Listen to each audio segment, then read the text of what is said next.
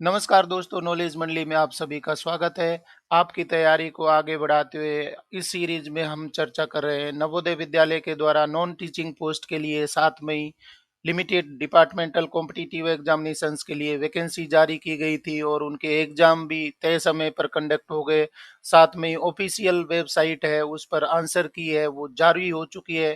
तो question paper का क्या ट्रेंड चल रहा है, रिसेंटली जो कंडक्ट करवाए गए परीक्षाएं हैं उनमें किस प्रकार के क्वेश्चन पूछे जा रहे हैं, क्या नया पैटर्न अडॉप्ट किया गया है, जैसे कि LDC, UDC, OS, ASO, SO, audit assistant, stenographer, ECP, electrician cum plumber, MTS, math helper, ये सभी पोस्ट के लिए वैकेंसीज हैं वो निकाली थी और एग्जाम भी कंडक्ट हो गए हैं।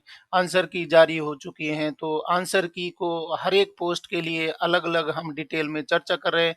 पीपीटी के द्वारा बहुत ही इंटरेस्टिंग वे में हम चर्चा करेंगे। अगर आप चैनल पर नए हैं तो चैनल को सब्सक्राइब करिए, क्योंकि नॉलेज मंडली एक ही प्लेटफॉर्म पर आपके सारे सिलेबस को डिस्कस कर रहा है। जैसे कि सर्विस रूल्स है, एकेडमिक पार्ट और पेपर का जनरल पार्ट है, वो भी चर्चा किया जा रहा है। तो ऑथेंटिक और रिलायबल कंटेंट है, नॉलेज मंडली आपके लिए अवेलेबल करवा रहा है।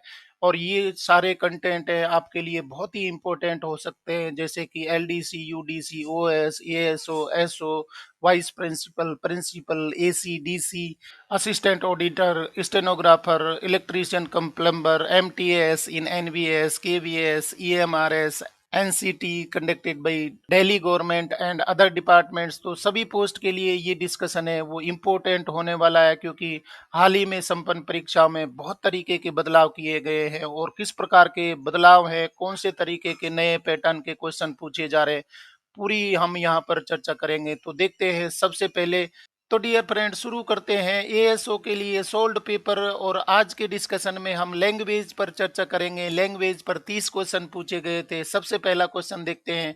Select the most appropriate meaning of the given idiom stand up for. Stand up का क्या मीनिंग होता है? ऑप्शन देख लेते हैं। A to respect, B to applaud, C to support, D to cheer. सही आंसर यहाँ पर हो जाएगा C, to support. Stand up for का मतलब होता है टू सपोर्ट। तो स्टैंड अप फॉर किसी के लिए खड़े हो जाना, तैयार हो जाना, इसको हम क्या बोलेंगे? टू सपोर्ट बोलेंगे। इस ईडीएम का स्टैंड अप फॉर का जो आंसर हो जाएगा टू सपोर्ट हो जाएगा। सही उत्तर होगा हमारा सी। अगला सवाल देख लेते हैं। Second, select the most appropriate option to fill in the blank. तो यहाँ पर क्या खाली स्थान पर आएगा? Are you afraid dash all insects. तो खाली स्थान में, रिक्त स्थान में क्या आएगा? ऑप्शन देख लेते हैं। A with, B from, C of, D by. सही आंसर हो जाएगा सी ऑफ। मतलब कि are you afraid of all insects, मतलब कि आप डरते हैं सभी कीड़ों से, कीटों से आप डरते हैं। इसके लिए सही यहाँ पर फिल इन द ब्लैंक हो जाएगा, ऑफ हो जाएगा। सही उत्तर होगा हमारा C. Question number 3, select the most appropriate option to fill in the blank. He dash several pairs of shoes. तो क्या आएगा फिल इन द ब्लैंक में? क्या आएगा? ऑप्शन देख लेते हैं। A have, B is having, C was having, D has. सही आंसर हमारा हो जाएगा D, has. He has several pairs of shoes. तो हैज यहाँ पर सही आंसर हो जाएगा। सही उत्तर हमारा हो जाएगा D. Question number 4, sentences of a paragraph are given below in jumbled order. Arrange the sentences in the correct order to form a meaningful and coherent paragraph. तो जम्बल्ड ऑर्डर में यहाँ पर सेंटेंस दिए गए हैं, उनको मीनिंगफुल पैराग्राफ बनाने के लिए अरेंज करना है, रीअरेंज करना है। तो यहाँ पर हम जम्बल्ड सेंटेंस देख लेते हैं। ए, that is why they are in demand in all progress countries. B, such brilliant Indians are offered attractive salaries abroad. C, Indians have proved their brains worldwide. D, but this loss of talent hinders the progress of India. तो किस तरीके से इनको arrange करना है? यहाँ पर जो जम्बल्ड वर्ड का मीनिंग निकल के आ रहा है कि दूसरे कंट्री में भारत के लोग जा करके नौकरी करते हैं, उनको सैलरी दी जाती है, परंतु उसका नुकसान क्या हो रहा है कि हमारे देश से ब्रेन ड्रेन हो रहा है। लोग हैं वो विदेशों में जा करके सेवाएं दे रहे हैं, तो भारत की प्रोग्रेस है उसका नुकसान हो रहा है। इसको किस तरीके से हम रीअरेंज करके मीनिंगफुल सेंटेंस कर सकते हैं? ऑप्शन देख लेते हैं। A B D A C, B BADC, C CABD, D CBDA। सही आंसर हमारा हो जाएगा सी CABD को रीअरेंज करके देखते हैं तो सबसे पहले पहला सेंटेंस है वो क्या बन रहा है, Indians have proved their brain world wide, मतलब कि भारतीय लोगों ने ये प्रूव कर दिया है कि हमारे पास में मस्तिष्क है, दिमाग है, तो ये सिद्ध हो चुका है। उसके बाद में ए देख लेते हैं, सेकंड सेंटेंस यहाँ पर हो जाएगा, that is why they are in demand in all progressing countries, मतलब कि भारतीयों के पास में दिमाग है, बुद्धि है, इसलिए जो भी प्रोग्रेसिव कंट्रीज है, जो भी विकासशील देश है, वो भारतीय लोगों की डिमांड करते हैं। और तीसरा यहाँ पर सेंटेंस हो जाएगा, such brilliant Indians are offered attractive salaries abroad. तो बुद्धिमत्ता है तो दूसरे देशों में क्या हो रहा है कि उनको अच्छी सैलरी दी जाती है, तो वो उसकी ओर आकर्षित हो रहे हैं। और चौथा सेंटेंस यहाँ पर हो रहा है डी, मतलब कि but this loss of talent hinders the progress of India, मतलब कि वो विदेशों में जाकर के सेवाएं दे रहे हैं, नौकरी कर रहे हैं, परंतु इससे क्या हो रहा है कि भारतीय जो विकास है वो उसमें गतिरोध आ रहा है, अवरोध पैदा हो रहा है, भारत की जो प्रोग्रेस है वो डाउन हो रही है। तो ये सेंटेंस मीनिंगफुल बन जाता है, Indians have proved their brains world wide, that is why they are in demand in all progressing countries, such brilliant Indians are offered attractive salaries abroad, but this loss of talent hinders the progress of India. Question number 5, select the most appropriate meaning of the given idiom live up to। तो live up to का meaning यहाँ पर हमें ढूंढना है। Option देख लेते हैं, A to take care of, B to enjoy life of luxury, C to exist peacefully, D to prove one self worthy. सही आंसर यहाँ पर हो जाएगा D, to prove one self worthy, मतलब लिव अप टू का मतलब होता है टू प्रूव वन सेल्फ वर्दी, यहाँ पर हो जाएगा सही उत्तर डी। अगला सवाल देख लेते हैं 6, select the option that can be used as a one word substitute for the given group of words, मतलब कि एक वन वर्ड सेंटेंस का ढूंढना है। और सेंटेंस देख लेते हैं, an arrangement of flowers to be given as a gift, बहुत ही आसान क्वेश्चन है, बहुत सिंपल मीनिंग निकल के आता है कि वो अरेंजमेंट फ्लावर्स का जहां पर कि ग्रुप में फ्लावर्स को लेकर के बंच बना करके गिफ्ट के रूप में दिया जाता है, तो उसके लिए क्या शब्द आ जाएगा, एक शब्द हमें ढूंढना है। ऑप्शन देख लेते हैं, A stuck, B bundle, C pack, D bouquet. सही आंसर हमारा हो जाएगा D bouquet. An arrangement of flowers to be given as a gift that is called bouquet. तो सही उत्तर हमारा वन वर्ड हो जाएगा, यहाँ पर बुके हो जाएगा। बुके को गिफ्ट दिया जाता है, मेहमान है या जो भी मैरिज गिफ्ट होती है या सम्मान के रूप में बुके दिया जाता है, फ्लावर्स भेंट किए जाते हैं, तो फ्लावर्स का जो बंच होता है उसको बुके बोलते हैं। सही उत्तर हो जाएगा D. Next question 7, select the most appropriate antonym of the given word. तो यहाँ पर हमें क्या करना है, एंटोनाइम का मतलब होता है विलोम शब्द ढूंढना है, और विलोम शब्द का मतलब है कि विपरीत अर्थ वाला शब्द यहाँ पर ढूंढना है। शब्द यहाँ पर दिया गया है जनरल, तो जनरल के लिए विलोम क्या हो जाएगा, एंटोनाइम क्या हो जाएगा। ऑप्शन देख लेते हैं, A regular, B particular, C common, D ordinary. सही आंसर हमारा होगा बी पर्टिकुलर। जनरल का मतलब होता है सामान्य, सामान्य यहाँ पर हो जाएगा जनरल का मतलब, और पर्टिकुलर का मतलब होता है विशेष होता है, तो विशेष यहाँ पर होगा। तो इसका मतलब है कि सामान्य का जो विपरीत शब्द होगा वो विशेष होगा, स्पेसिफिक होगा, पर्टिकुलर होगा। तो सही उत्तर हमारा हो जाएगा बी। अगला सवाल देख लेते हैं 8, select the most appropriate option to fill in the blank. तो सेंटेंस यहाँ पर है, I dash a detective novel these days. Option यहाँ पर हो जाएंगे, A I am reading, B I have read, C reads, D read. सही उत्तर हो जाएगा A I am reading. I am reading, तो यहाँ पर आई एम रीडिंग ये डिटेक्टिव नॉवल दीज डेज, मतलब कि आजकल मैं एक डिटेक्टिव नॉवल को पढ़ रहा हूँ। तो यहाँ पर सही फिल इन द ब्लैंक आएगा, आई एम रीडिंग आएगा। और इस तरीके से हम देख रहे हैं कि जो एएसओ का पेपर था उसमें इंग्लिश लैंग्वेज के बहुत आसान क्वेश्चन आए हैं। तो ट्रेंड यहाँ पर हम पता लगा रहे हैं कि किस तरीके की आगामी परीक्षा में भी क्वेश्चन पूछे जा सकते हैं। अगला सवाल देख लेते हैं 9, select the most appropriate option to fill in the blank. Sentence है she dash by a honey bee last evening. तो क्या हुआ है उसके साथ में ऑप्शन देखते हैं। A was stung, B had stung, C stung, D is sting. सही उत्तर हो जाएगा ए वॉज स्टिंग। तो लास्ट इवनिंग क्या हुआ था, वाज स्टंग यहाँ पर आ जाएगा। वाज स्टंग का मतलब है कि she was stung by a honey bee last evening.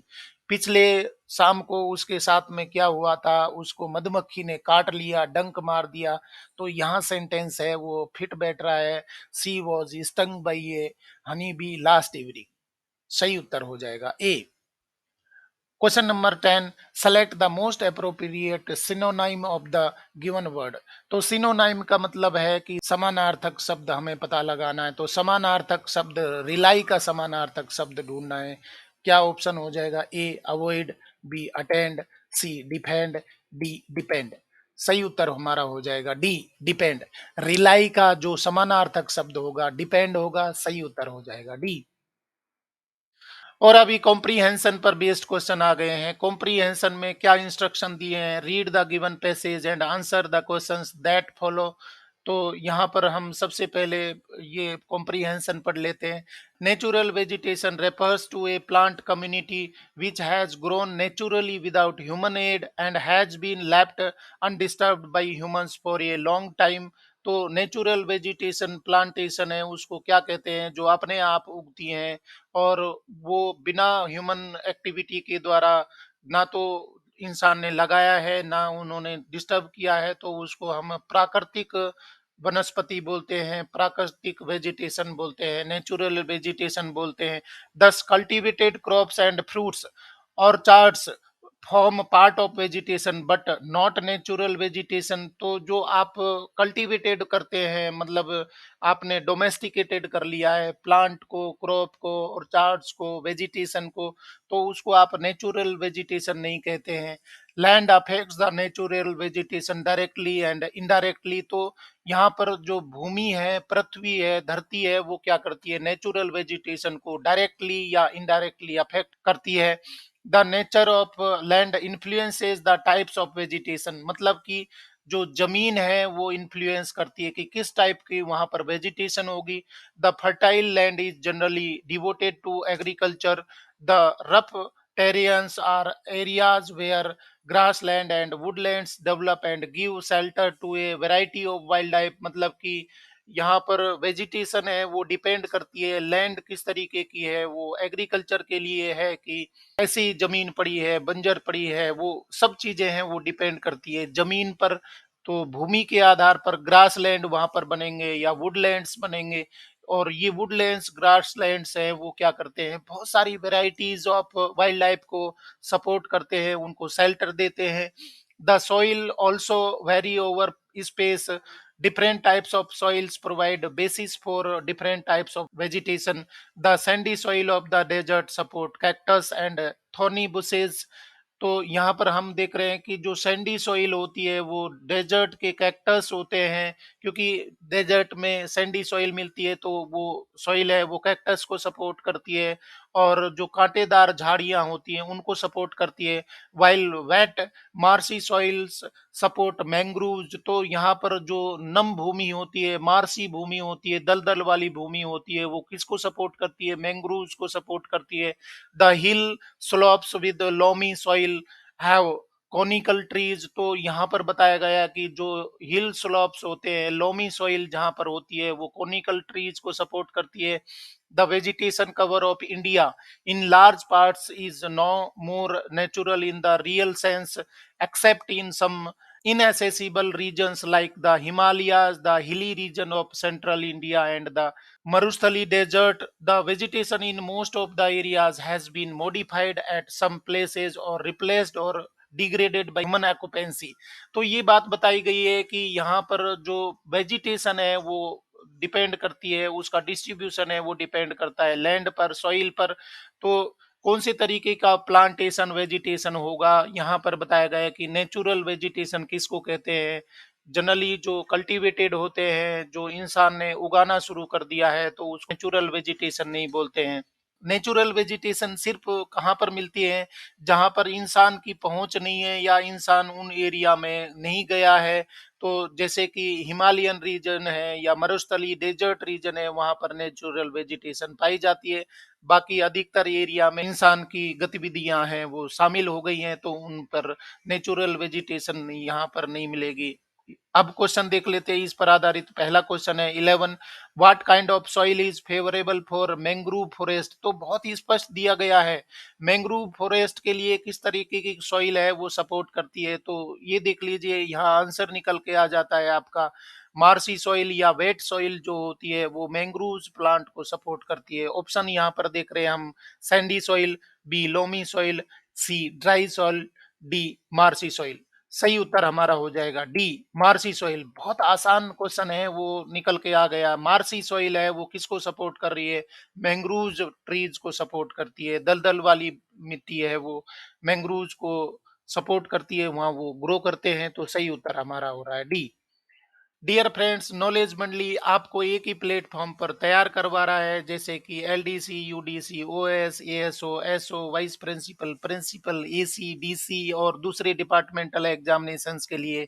तो एक ही प्लेटफॉर्म पर कंटेंट मिलना बहुत मुश्किल होता है, मैं आपके लिए अवेलेबल करवा रहा हूँ सारे कंटेंट, जैसे कि सर्विस रूल्स है, एकेडमिक पार्ट और पेपर का जनरल पार्ट है वो अवेलेबल करवाया जा रहा है। साथ में ही जो क्वेश्चन पेपर के आंसर कीज है वो भी प्रोवाइड कर रहा हूँ, और यहाँ पर डिटेल हम चर्चा कर रहे हैं क्यों ये क्वेश्चन पूछा गया और किस तरीके के बदलाव है उनके बारे में भी चर्चा कर रहे हैं। तो आप एक ही प्लेटफॉर्म पर सारे कंटेंट कर सकते हैं, बिल्कुल ऑथेंटिक और रिलायबल है। क्योंकि हमें पता है कि आप सर्विस कर रहे हैं, आपको बहुत ज़्यादा समय नहीं मिलता है तैयारी का, तो आप मोबाइल से जब भी आपको फ्री समय मिलता है आप अपने आप को प्रिपेयर कर सकते हैं। अगर आप चैनल पर नए हैं तो चैनल को सब्सक्राइब करिए, अपने मित्रों को भी बताइए। एक ही प्लेटफॉर्म है आपकी तैयारी का, दैट इज नॉलेज मंडली। तो नॉलेज मंडली को सब्सक्राइब करिए और अपने आप को प्रिपेयर करिए कंपटीशन के लिए। सेम पैराग्राफ पर आधारित क्वेश्चन है 12, agriculture is mainly practised on. तो कहाँ पर प्रैक्टिस की गई है, कहाँ पर प्रैक्टिस की जाती है, खेती कौन सी जगह पर प्रैक्टिस की जा रही है, खेती किस जगह पर की जा रही है। ऑप्शन देख लेते हैं, A grass land, B fertile land, C rough land, D woodland. तो पैराग्राफ से बिल्कुल आसान तरीके से हम समझ सकते हैं, यहाँ पर दिया है fertile, the fertile land is generally devoted to agriculture. बिल्कुल सीधा आंसर निकल के आ रहा है, फर्टाइल लैंड हमारा सही उत्तर हो जाएगा बी। और इसी पैराग्राफ से आधारित नेक्स्ट क्वेश्चन देख लेते हैं 13, which of the following statements is not true. तो कौन सा सेंटेंस है जो गलत है, सही नहीं है पैराग्राफ के अनुसार। ऑप्शन देख लेते हैं, A most of the vegetation cover in India is natural, B crop farms and orchards are not natural vegetation, C the type of vegetation depends on the nature of land, D sandy soils support the growth of thorny bushes। सही उत्तर यहाँ पर हो जाएगा A, the most of the vegetation cover in India is natural. ये बात गलत है, क्योंकि यहाँ पर बहुत ही स्पष्ट बोल दिया गया कि इंडिया में जो वेजिटेशन पाई जाती है वो नेचुरल नहीं है। पैराग्राफ में यहाँ पर दिया गया है, except in some inaccessible regions like the Himalayas, the hilly region of central India, and the Marustali Desert, the vegetation in most of the areas has been modified at some places. तो कहा गया है कि भारत में जो खेती की जा रही है वो जो इनएसेसिबल थे, जहां पहुंच नहीं हो पा रही थी, वही नेचुरल मिल रहे हैं। बाकी जो खेती होती है, जो वेजिटेशन पाई जाती है, वो नेचुरल नहीं है। तो पहला सेंटेंस गलत हो रहा है। बाकी सेंटेंस देख लेते हैं, crops farms and orchards are not natural vegetation, ये बात बिल्कुल बता दी गई है, यहाँ पर पैराग्राफ में बता दी गई है। इसके बाद में ये बात बता दी गई है कि ये नेचुरल वेजिटेशन नहीं है। इसके बाद में the type of vegetation depends on the nature of land, ये बात भी यहाँ पर बता दी गई है कि जो टाइप ऑफ वेजिटेशन मिलेगी वो किस पर डिपेंड करती है, लैंड पर निर्भर करती है। तो जिस तरीके की भूमि होगी, ये सेंटेंस है वो दे दिया गया है, तो वेजिटेशन होगी वो जमीन पर, भूमि पर निर्भर करेगी, तो ये सेंटेंस भी ठीक हो जाता है। Sandy soil support the growth of thorny bushes, तो ये डेजर्ट में पाई जाती है। तो बुशेज होते हैं, थॉर्नी बुशेज होते हैं, कैक्टस होते हैं, उनको सैंडी सॉइल सपोर्ट करती है और ये पाए जाते हैं डेजर्ट में पाए जाते हैं। तो तीनों सेंटेंस है वो ठीक हो जाते हैं, परंतु पहला है वो सेंटेंस गलत हो रहा है। यहाँ पर जो भारत में वेजिटेशन पाई जाती है वो अधिकतर मैन मेड है या इंसान ने उनको डिस्टर्ब कर दिया है, वो नेचुरल नहीं मानी जाती है। कुछ इनएसेसिबल रीजन है, उन्हीं में नेचुरल वेजिटेशन पाई जाती है, बाकी जगह पर नहीं पाई जाती है। तो ये बात है वो बहुत ही स्पष्ट बता दी गई है। इसके बाद में नेक्स्ट क्वेश्चन देख लेते हैं। क्या क्वेश्चन है, इसी पैराग्राफ से संबंधित है। व्हाट इज नेचुरल वेजिटेशन, किसको कहते हैं नेचुरल वेजिटेशन, पहले ही बता दिया गया, पहले सेंटेंस में ही बता दिया गया। Crops that are cultivated without fertilisers.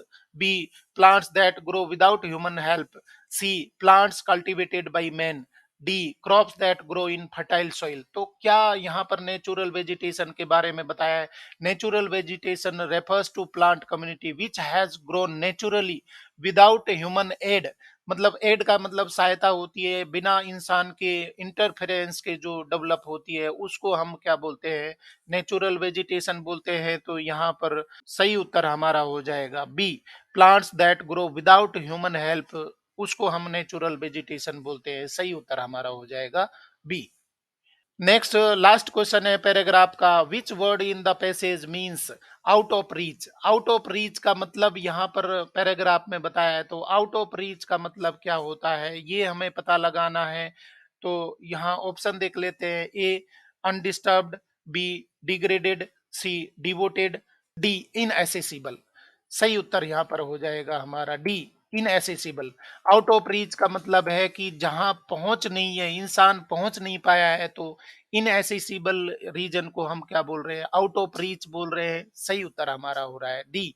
तो इस तरीके से हमने इंग्लिश लैंग्वेज पर 15 क्वेश्चंस हैं वो कंप्लीट कर लिए, और अभी शुरू करते हैं हिंदी लैंग्वेज पर पूछे गए क्वेश्चन। 16वां क्वेश्चन देख लेते हैं। दू प्लस प्रकृति का सही संधि रूप क्या होगा। दू प्लस प्रकृति का सही संधि रूप हमें पता लगाना है। ऑप्शन देख लेते हैं। ए, दुष्प्रकृति। बी, दुष्प्रकृति। सी, दुष्प्रवृत्ति। डी, दुष्प्रकृति। तो सही उत्तर यहाँ पर हो जाएगा ए, दुष्प्रकृति। दुष्प्रकृति दु प्लस प्रकृति है, उसका संधि रूप है, संधि योग यहाँ पर हो जाएगा ए। दो प्लस प्रकृति है वो दुष्प्रकृति हो जाएगा। सही उत्तर हमारा होगा ए। क्वेश्चन नंबर 17, फूक फूक कर कदम रखना मुहावरे का सही अर्थ क्या है। तो बहुत आसान मुहावरा यहाँ पर पूछ लिया गया है। यहाँ इसका उत्तर देखना है हमें। ए, रास्ता साफ करते हुए आगे बढ़ना। बी, डरते हुए आगे बढ़ना। सी, सावधानी से कार्य करना। डी, हड़बड़ी में कार्य करना। तो फूक फूक कर कदम रखना, क्या उसका सही उत्तर हो जाएगा सी, सावधानी से कार्य करना। फूक फूक कर कदम रखने का मतलब है कि सावधानी से कार्य करना, कोई अवरोध ना हो जाए, कोई दिक्कत ना आ जाए, कोई मुश्किल ना आ जाए, तो फूक फूक कर हम कदम रखते हैं। और इसका सही मीनिंग हो जाएगा सावधानी से कार्य करना। सही उत्तर होगा सी। अगला सवाल देख लेते हैं 18, आग का तत्सम शब्द क्या है। आग है एक तद्भव शब्द है, तो इसका तत्सम शब्द जो कि संस्कृत से या मूल जो शब्द होता है वो क्या है आग का। यहाँ उत्तर में देखते हैं। ए, अग्नि। बी, अग्नि। सी, अगन। डी, अग्नि।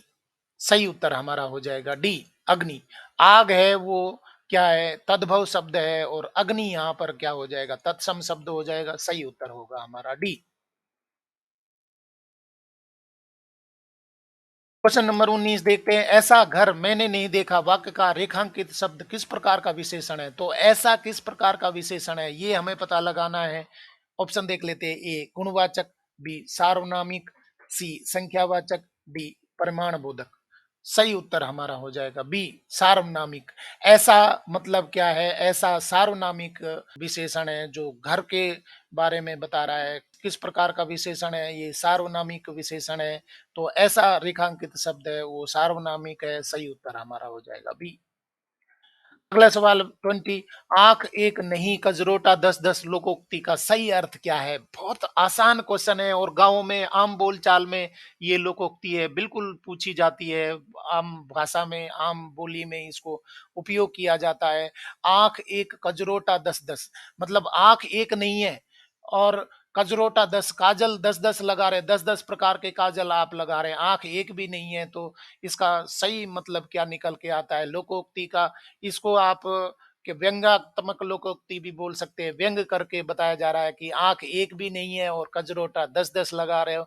तो यहाँ पर देख लेते हैं ऑप्शन सही क्या हो जाएगा। आंख एक नहीं कजरोटा 10-10 का अकूत संपत्ति बी अथक प्रयास, सी अपव्यय, डी व्यर्थ आडंबर।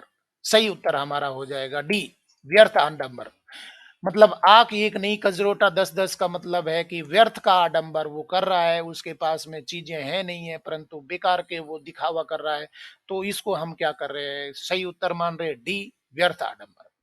अगला सवाल देख लेते हैं 21। षडानन का सही संधि विच्छेद क्या होगा। बहुत ही इंपॉर्टेंट संधि विच्छेद यहाँ पर पूछा गया है। इस तरीके के क्वेश्चन है वो बार बार रिपीट होते हैं। षडानन का संधि विच्छेद या संधि योग है वो पूछ लिया जाता है। तो देख लेते हैं यहाँ पर ऑप्शन ए षड प्लस आनन, बी सट प्लस आनन, सी षड प्लस आनन, डी सट प्लस आनन। तो सही उत्तर यहाँ पर हो जाएगा बी सट प्लस आनन। यहाँ पर सट आधा तय यहाँ पर लिया गया और आनन इसको जोड़ करके और बनता है षडानन बनता है। सट प्लस आनन षडानन हो जाएगा, संधि विच्छेद करेंगे तो सही उत्तर होगा बी। Question number 22। नेताजी दिल्ली गए वाक्य में कौन सा काल है। दिल्ली गए वाक्य में यहाँ हमें काल पता लगाना है। ऑप्शन देख लेते हैं। ए अपूर्ण भूत, बी पूर्ण भूत, सी संदिग्ध भूत, डी सामान्य भूत।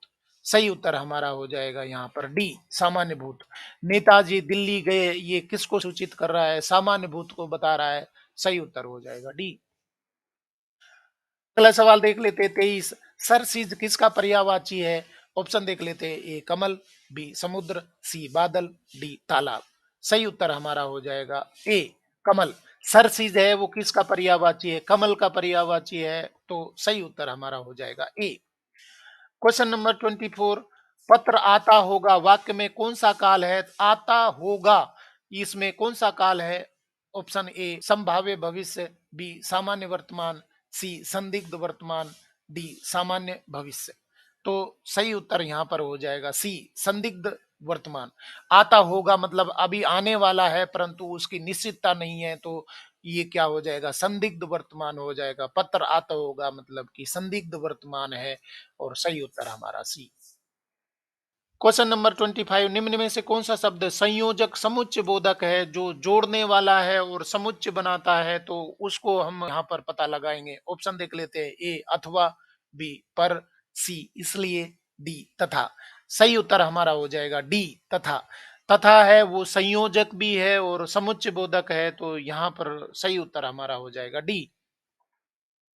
तो डियर फ्रेंड्स देख लेते हैं कॉम्प्रीहेंशन पर आधारित क्वेश्चन है और कॉम्प्रीहेंशन यहाँ पर पैराग्राफ के रूप में हिंदी में दिया गया है। देख लेते हैं क्या दिया है।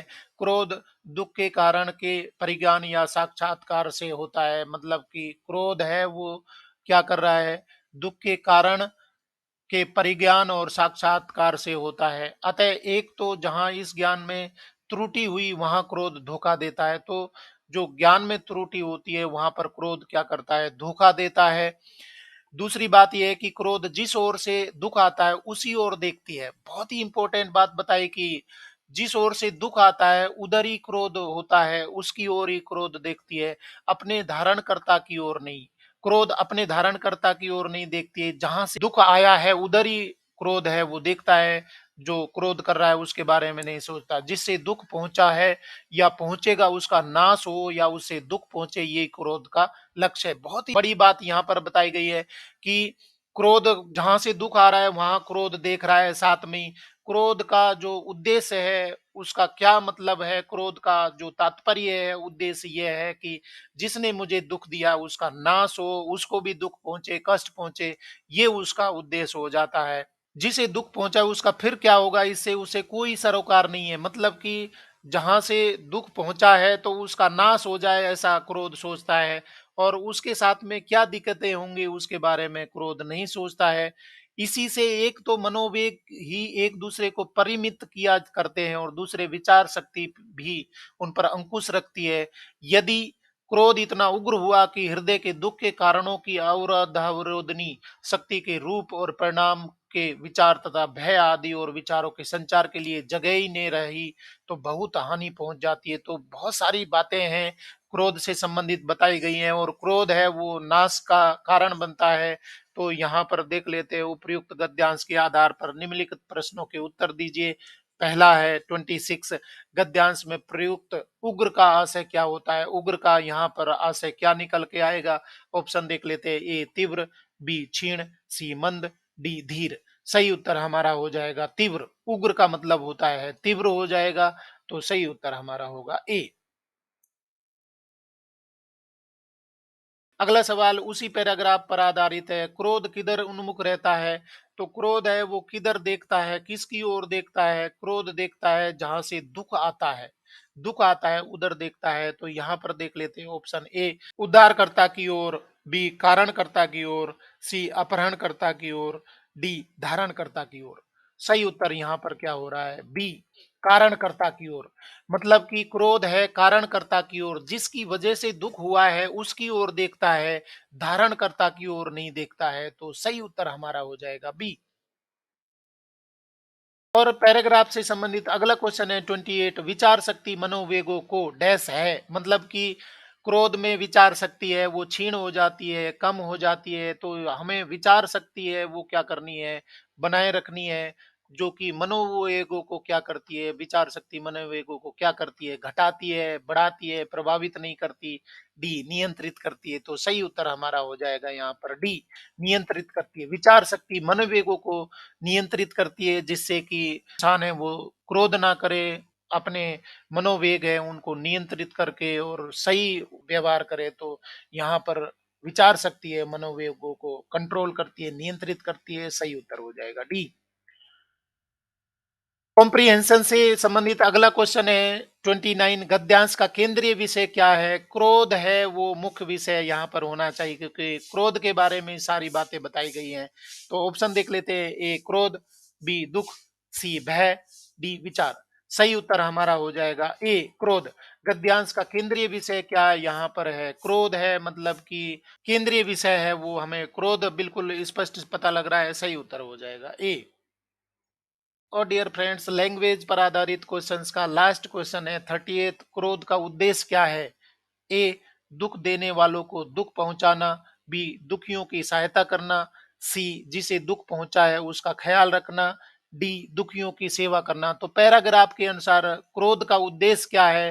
क्रोध का उद्देश्य है यहाँ पर हम क्या देख रहे हैं? नाश हो या दुख पहुंचे जिसकी वजह से क्रोध हुआ है, दुख का कारण होता है, दुख के कारण के प्रति क्या हो रहा है? क्रोध प्रकट हो रहा है। और क्रोध का उद्देश्य क्या है? कि जो मुझे दुख दे रहा है उसका नाश हो, दुख पहुंचे। तो यहाँ पर सही उत्तर हमारा क्या हो जाएगा? ए हो जाएगा। दुख देने वालों को दुख पहुंचाना क्रोध का उद्देश्य होता है। सही उत्तर हो जाएगा A. Thanks for watching my video on 30 questions on language test of ASO. मतलब कि एएसओ के क्वेश्चंस हमने आज किए, जिसमें 15-15 क्वेश्चन है। 15 क्वेश्चन इंग्लिश के थे और 15 क्वेश्चन है यहाँ पर हमने हिंदी के किए। तो लैंग्वेज पर आधारित क्वेश्चंस को देखने से हमें समझ में आता है कि लैंग्वेज के क्वेश्चंस हैं वो आसान थे, मुश्किल नहीं थे, बिल्कुल सीधे आंसर निकल के आ रहे थे। तो इस तरीके से हमने 30 क्वेश्चन आज चर्चा कर लिए नॉलेज मंडली पर। नॉलेज मंडली आपके लिए रिलायबल और ऑथेंटिक कंटेंट लेकर के आ रही है। अभी देख लेते हैं नॉलेज मंडली स्मार्ट बोर्ड आपसे कुछ कहना चाह रहा है। नॉलेज मंडली ला रहा है सबसे विश्वसनीय और प्रामाणिक अध्ययन सामग्री, जो कि जरूरी है LDC, UDC, OS, ASO, SO, vice principal, principal, AC, DC आदि पदों के लिए, जैसे कि NVS, KVS, EMRS, NCT conducted by UPSC and other departments. Please watch next 40 questions on domain knowledge of assistant section officer examination 2022 in coming videos। तो अभी आने वाले वीडियोज में हम 40 क्वेश्चंस करने वाले हैं, जहां पर डोमेन नॉलेज होगा। डोमेन नॉलेज का मतलब है कि पोस्ट से रिलेटेड क्वेश्चंस हैं वो पूछे गए थे नवोदय विद्यालय के द्वारा। एएसओ के लिए जो डोमेन नॉलेज पर बेस्ड क्वेश्चंस थे वो मैं आने वाले वीडियोज में लेकर के आऊंगा, इसलिए आप चैनल पर बने रहें। और डियर फ्रेंड्स नॉलेज मंडली एक ही प्लेटफॉर्म पर आपके सारे कंटेंट अवेलेबल करवा रहा है, जैसे कि सर्विस रूल्स है, एकेडमिक पार्ट और पेपर का जनरल पार्ट भी उपलब्ध करवाया जा रहा है। यहाँ पर बिल्कुल ऑथेंटिक और रिलायबल कंटेंट है आपके लिए लाया जा रहा है। आपको दूसरी जगह जाने की जरूरत नहीं है, कोई किताब खरीदने की भी जरूरत नहीं है। मेरा टारगेट है कि आपके लिए 10,000 क्वेश्चंस का एक कलेक्शन प्रोवाइड कर दूं, जिससे कि आप एक ही प्लेटफॉर्म पर सारे कंटेंट करें और अपने सिलेक्शन को निश्चित करवाएं। अभी हम देख रहे हैं कि असिस्टेंट सेक्शन ऑफिसर के जो आंसर की आई थी, उसमें किस तरीके के क्वेश्चन है वो पूछे गए थे और क्या बदलाव थे, वो बदलाव भी हम चर्चा करेंगे। आगामी वीडियोज में डोमेन नॉलेज से रिलेटेड क्वेश्चंस हैं, उनमें क्या चेंजेस किए गए हैं, बदलाव किए गए हैं, आप जरूर देखें। और ये सारे क्वेश्चन पेपर हैं वो आपकी परीक्षाओं को प्लान करने में, आपकी प्रिपरेशन को एक नई दिशा देने में मदद करेंगे। अगर आपको आज का वीडियो पसंद आए तो लाइक शेयर करें, आप अपने मित्रों को जरूर बताएं और साथ में कमेंट भी करते रहिए कि आपको किस तरीके की प्रिपरेशन की आवश्यकता है, आपको क्या हेल्प चाहिए। मैं आपको गाइड करूंगा, आपको प्रिपेयर करवाऊंगा। और साथ में ही आप मुझको फेसबुक पेज पर भी फॉलो कर सकते हैं और चैनल को सब्सक्राइब करना तो जरूरी है, क्योंकि नॉलेज मंडली is the right choice. Thank you very much.